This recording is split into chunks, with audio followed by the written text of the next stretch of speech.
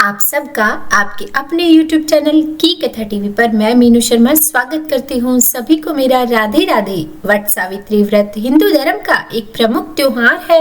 इस व्रत में महिलाएं वट वृक्ष की पूजा करती हैं और वट वृक्ष को जल से सींचती है। 2 टोकरी में पूजन सामग्री लेकर वट वृक्ष के नीचे बैठकर वट सावित्री की कथा सुनती है। उसके बाद वट वृक्ष को रोली चंदन का टीका लगाकर हाथ में कच्चा सूत लेकर वृक्ष में लपेटते हुए परिक्रमा करके पूजा संपन्न करती है।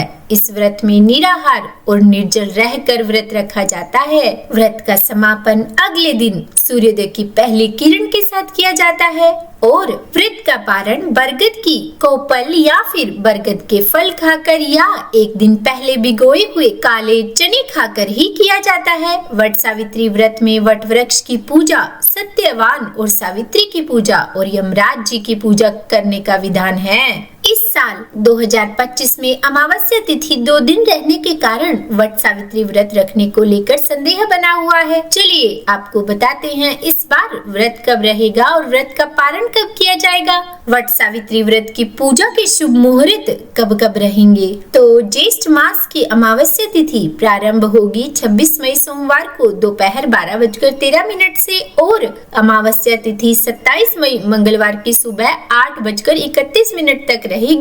सोमवार को पूरा दिन ही अमावस्या की तिथि रहेगी, इसीलिए इस बार 26 मई सोमवार को वट सावित्री व्रत रहेगा और अमावस्या का व्रत भी इसी दिन रखा जाएगा। वहीं 27 मई मंगलवार को स्नान और दान की अमावस्या रहेगी। वट सावित्री व्रत पूजा मुहूर्त प्रातः काल पूजा मुहूर्त सुबह 4:24 से 5:25 तक रहेगा। सायंकाल पूजा मुहूर्त रहेगा शाम 7:11 से लेकर 8:13 तक। दोपहर में भी वट सावित्री व्रत की पूजा की जाती है। दोपहर की पूजा का शुभ मुहूर्त दोपहर 2:36 से लेकर 3:31 तक रहेगा। गोधूली मुहूर्त शाम 7:10 से 7:31 तक रहेगा और व्रत के पारण वाले दिन यानी कि 27 मई मंगलवार को ब्रह्म मुहूर्त सुबह 4:09 से लेकर 4:57 तक। सूर्योदय होगा सुबह 5:45 पर, सूर्यास्त शाम 7:02 पर। प्रातः काल पूजा मुहूर्त रहेगा सुबह 4:24 से लेकर 5:25 तक। राहु काल